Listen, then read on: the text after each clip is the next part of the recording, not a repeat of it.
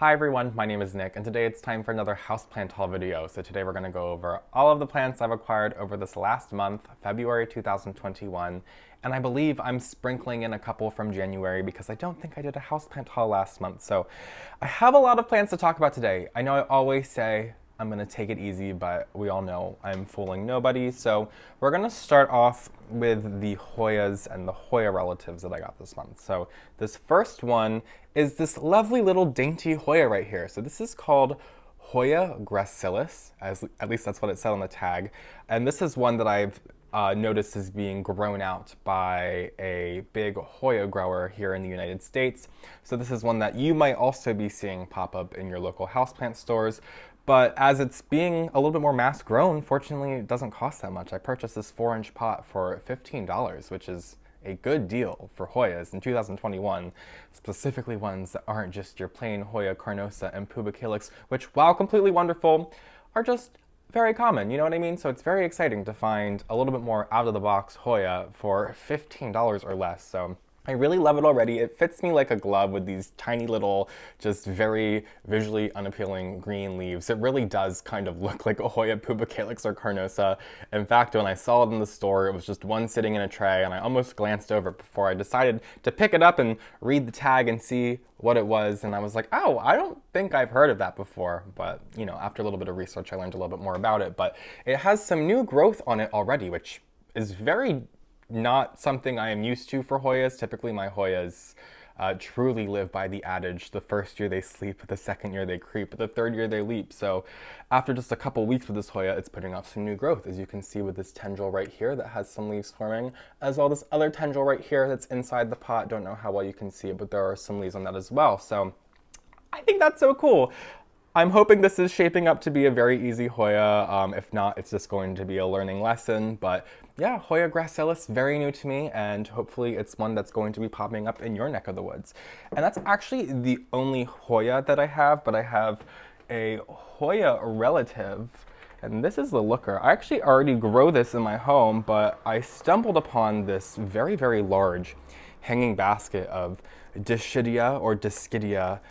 You know, I don't even know what they really call this. I've been seeing this on the market as oiantha variegata. However, I keep hearing that that's an inaccurate name and just something that they're using in the trade, so I can't really speak too much on that. But I just think that this in particular, the way that this is sold in this basket, I did not plant this in here, I purchased this like this, is just like game changer. Like the fact that I purchased a plant in a literal hanging basket that looks amazing with these chains. I think it's super fun and it's totally fitting my vibe. And the price was very good as well. I put this on my Instagram story, so it's no secret, but this cost, I believe, $27 or right around that ballpark. So a very, very full plant, that's a very slow growing plant, sold in this basket doohickey right here. I think that's just phenomenal. So I'm really hoping that we see more of these. However, this was literally the only one of these that I saw in the entire establishment of the nursery I was at, and I got this from a very, very large nursery, which is called Ott's Exotic Plants here in Pennsylvania, in kind of my area of southeastern Pennsylvania. So a really fun place to go, highly recommend it. But out of that whole large place, just one of these little fellows right here. So I was just kind of wondering, is it something that they grew out themselves and were just selling because they had a lot of it, you know, behind the scenes, or was this something that they bought in? I literally have no idea. And that's something that, now that I'm on the outside of the plant buying industry, is something that kind of boggles my mind. So hopefully these are something that you'll see. I really cannot speak on it, but I think this is something I'm obsessed with. I would love to see more of them, specifically in that price point, because that was a very, very good price point. I'm definitely not used to seeing that. Next, I want to talk about the Sansevierias or snake plants that I acquired this month. And I know that Sansevierias have been reclassified to the genus Dracaena, which is very difficult for me to wrap my mind around for some reason.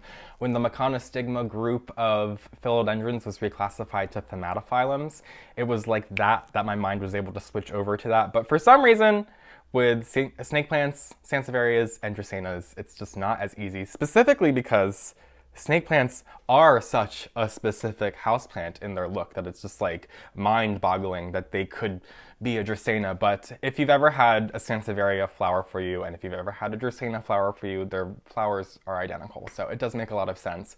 However, it's still mind-boggling with the foliage. So one day I'll get there, but for now they're still Sansevierias to me, and because it's such a new thing, people are still often selling them as Sansevierias. Some people go out of the way to sell them as Dracaenas, but I don't know if that's hurting their marketing or not. So this one right here is a very interesting Sansevieria that I got a hold of. So this is called, according to the tag, not sure if this is the accurate name, but that's what I'm going to call it today. It's Sansevieria miniature.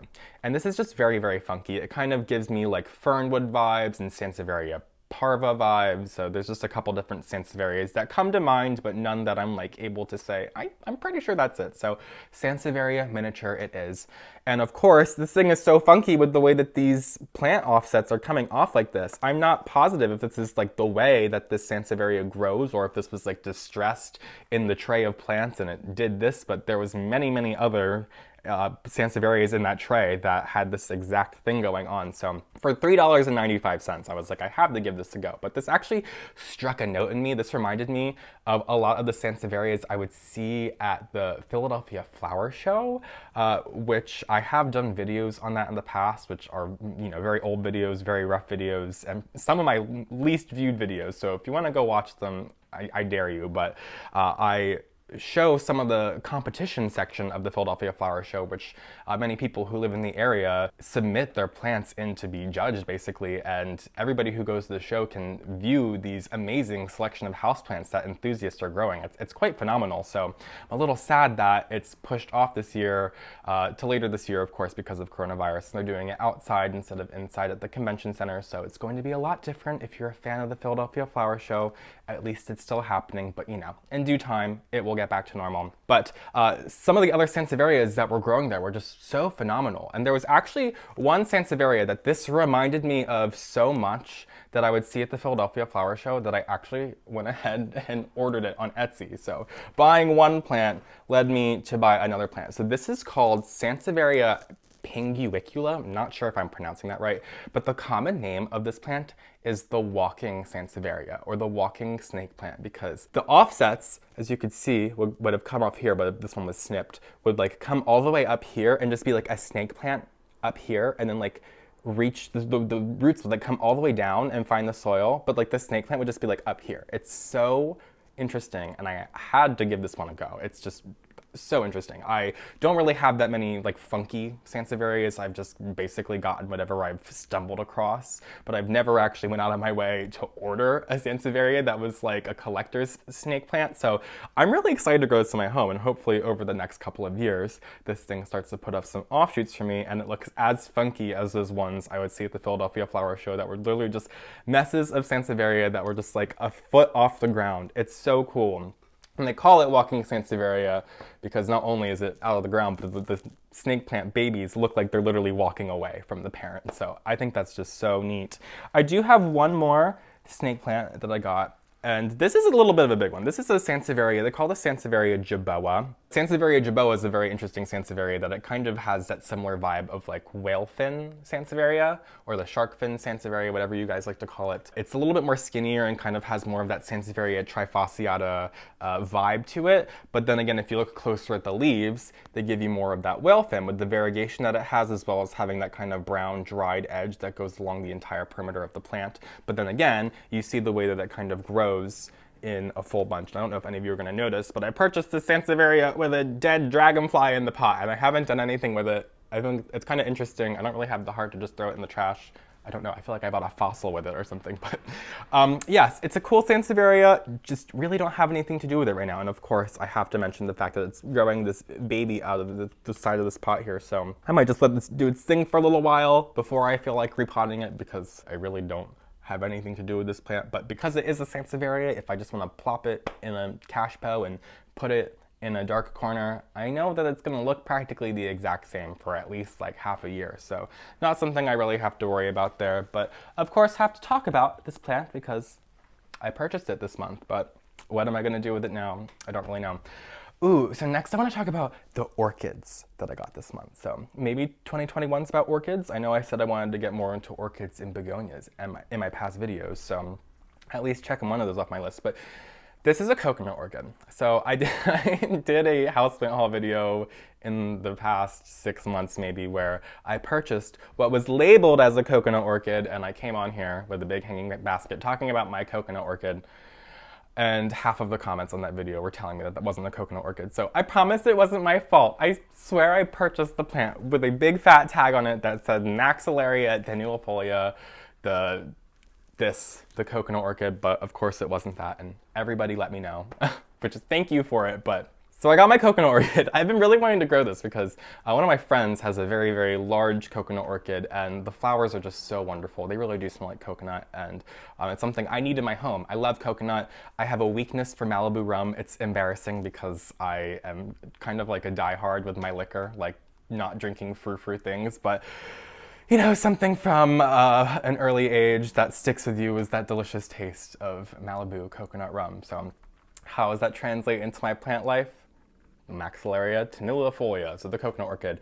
I'm not too familiar with orchids. I just know that I have to kind of watch for when these little pseudobulbs get kind of puckered, which they are now, and the moss is dry.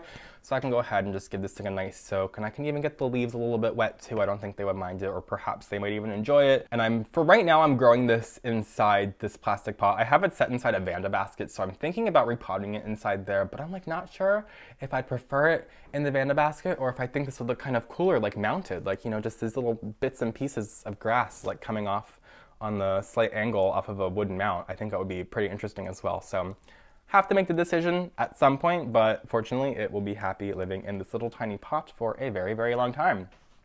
And I did get another orchid. I got this one. This one actually has a flower on it, although it's getting pretty old. So it's normally a pink flower, but of course at this point it's yellow. And I literally have no idea what this is called. I literally have no idea what this is called. It says yellow bird on the back here. I literally have no idea. I know that's so unlike me. I know people come to my YouTube channel because I go out of the way to like find out the name for everything that I own and at least try to pronounce it correctly or at least sound confident. But this is one right now that I literally have no idea. If you have any idea, this could be like a, what is it? Gosh, she told me when I was there. Now I'm just gonna have an internal battle. So let me know. I don't know if it's the petalum thingy or the epidendrum. It's probably neither of those. I'm just like listing off orchids that I know. So anyway, beautiful orchid. I will of course include some footage also of the flower when it was in its prime. But there's just so much going on in here. There's like so many little things coming off that are very exciting, and the lady told me that these only flower once per plant, but of course if it's an active enough growing orchid, you might have a lot of plants going on, little plantlets. So eventually, hopefully, I have a lot more flowers on here. And she also said as it gets older, it's not just one flower, it'll become a stalk of flowers like you're used to seeing with like the Phalaenopsis orchid. So I don't know. Yeah, don't really have anything else to say about this because I literally have no idea what it is, but it just got me excited. I think it's so super cool. Okay, so that's it for the orchids. So let's talk about the peperomias that I got this month. This is one that I'm trying for, I believe, the third time. So this might be the third strike, and if this one dies, we might be done with growing this peperomia. This is a Peperomia fraseri. Now this is a very, very similar look to another peperomia that's a little bit more common on the market that's called Peperomia meridiana. But this peperomia has a little bit less succulent leaves. It's a little bit more of a terrarium species than meridiana. And it's actually grown for its inflorescence or its flowers, which is a lot different than peperomia. Typically, peperomia are grown for their foliage because their flowers are the most like leave it, or I was gonna say leave it or love it, but nobody loves them because they're like little rat tail things. So they're just ugly little mouse rat tail thingies that come off the plant that sometimes smell like body odor, and it's just not great. One of the ones I have, the Polybotrya, it smells like a dirty dish rag whenever it flowers. Oh, it's the worst. Oh my gosh. There's even one, the Graveolens, that the flower, I swear, smells like nacho cheese Doritos. It's disgusting unless you're into that. I'm not into that. But this one, on the other end of the spectrum, is grown for its bottle brush shaped flowers. So they actually have these nice prevalent flowers on it, and of course it is just foliage for me right now, so it's not really one that's going to do any of that justice, but a quick Google search of Peperomia fraseri will answer all of those questions for you. Now, I've struggled with this one in the past, I mentioned. I've grown this one in my bedroom under grow lights, and it just doesn't seem to love that environment. So what I've learned from my other ones is that this plant really likes humidity. This is a little bit of a thinner leaf Peperomia compared to some of the other ones, specifically the Meridiana, which is just a much more succulent version of this plant. So I'm growing this in an enclosure. So I'm trying growing this with just like a glass cloche on top of it. Right now I'm just still have it sitting in its tiny little 2-inch pot. I'm just sitting inside this terracotta pot, putting it in a glass enclosure, and I'm hoping for the best. Have it under a grow light once again, and I'm just hoping that that little bit of added humidity gives this plant what it wants, because as I said, it's a little bit more of a terrarium variety, so I'd really like to see those interesting flowers in my home, because I've only ever purchased the plants with them, so hopefully in due time, I can learn that plant, but if that one dies, I think I'm done with it because I'm just starting to waste my money on Peperomia fraseri. Fortunately, Peperomias are like the cheapest plants that you can purchase. Hopefully it stays that way for a long time, but we'll see. So I have another one here. This is called Peperomia japonica, I think. This is actually being sold by Costa Farms. So this is being sold in those like large hanging baskets by Costa Farms. And I, of course, do not have the space for a large 8-inch hanging basket of Peperomia. So one of my friends just gave me some of hers, which is very nice of her. But I love it. It's, once again, a plant that kind of just like fits me like a glove, that it looks like a weed. It's just very not showy whatsoever. Visually undemanding is my word to describe these plants that are just totally my vibe. Looks like something that would be growing out of a crack in the sidewalk, which is like literally my favorite thing. Like it literally looks like this was just pulled out of the sidewalk. That is so cool. So it's not something that would be everybody's cup of tea, but I love it. And I also love Peperomias, so like the more the merrier. Plus I feel like I've had a very bad streak with some of my Peperomias over this last year. I feel like I've definitely killed like 10 of them. So shame on me, but as I say, you only learn from killing your plants, fortunately, and you can just buy another one, specifically when they're Peperomias and they cost next to nothing, unlike a philodendron, which would probably cost you an arm and a leg if you killed the one that you purchased. But the thing with Peperomias is really to keep them on the drier side. Like I was saying with the fraseri, it really does prefer humidity, which is the issue that I was having with the fraseri. However, with a plant like this, I feel like a more easygoing Peperomia, the downfall would to be overwater it, and if this plant stays wet too long, it is just going to completely rot at the base and then just get all limp and not be succulent anymore and just basically be garbage. So yeah, I learned from my mistakes, and hopefully 2021 is a much better year with my Peperomias. I'm making it sound like I have like a massacre on my hands with Peperomias. I'm not doing that bad with them at all. I just feel like I lost a couple that I was like, oh, I'm not really sure what I did wrong there. Now we're moving on to the odds and ends, so just a couple of plants that don't really have a category of their own for this video. So this first one is pretty interesting. So this is an Anthurium. This is an Anthurium. Okay, so it was sold to me as an Anthurium gracilis, just like the Hoya gracilis, but I don't think that's real. I think it's Anthurium gracile. Correct me if I'm wrong. I would love to know. But I think this is Anthurium gracile. That's the name I'm going to put on screen. And this is a very, this is not your collector's Anthurium. This is a Nick Anthurium. This is the one that nobody else is going to want because it's just so much more, dare to say, boring than the other ones. I feel like that's what other people would think. But for me, this is just the kind of plant that I want. Like, they're just leaves. Like, they literally just look like leaves. Like, I love that. So yes, Anthurium. Also an inexpensive one. So I purchased this for $15, but I feel like in today's climate that might have been on the more inexpensive end of the spectrum. So I feel like perhaps this would be something that might typically sell for like $30, $40, but still that is, for today's climate, let me reiterate, a much better deal than a lot of other Anthuriums we're seeing these days that are going up there in the, well, definitely the triple digits, but pushing like 200, 300, maybe even 400 at this point. It's wild the way people are going after some of their Anthuriums, but that just leaves the other Anthuriums that are a little bit less showy for people like me. So thank you. I thank all of you guys out there for that, I guess. But this is one I'm growing, of course, in a moss vanda basket. So it's just literally growing inside moss. I read that this is how it would grow better Actually, that's what the label on the side of the plant said when I purchased it. So I took it out of its soil and I put it in some moss. I'm growing it in this basket that's going to breathe very, very well. The moss is going to hold on to a lot of water, but it's going to dry out very quickly. So those very succulent roots aren't going to be stuck in a lot of moisture for long. And I just feel like that's something that I would have more of an issue with if this plant was growing in soil. Another thing about this plant is apparently it grows like these red berries on its inflorescence, which is very, very cool. It's a little bit different than some of the other anthuriums that we're used to as far as their inflorescence goes. So I feel like this is going to be a plant that not only I love because it's just like leaves on an anthurium, but then it's gonna have these berries growing off of it. It's gonna be like I'm living in a freaking greenhouse, you know what I mean? It's totally my vibe. And I have this right here. So this is a bromeliad. This is a Neorogelia Zoe, I think it was when I purchased it. So Neorogelias, and a lot of bromeliads in general, you got to be careful because they're a little spiky. This one's on the very less spiky end of the spectrum, but I still have to be careful. But I actually purchased this to go up high.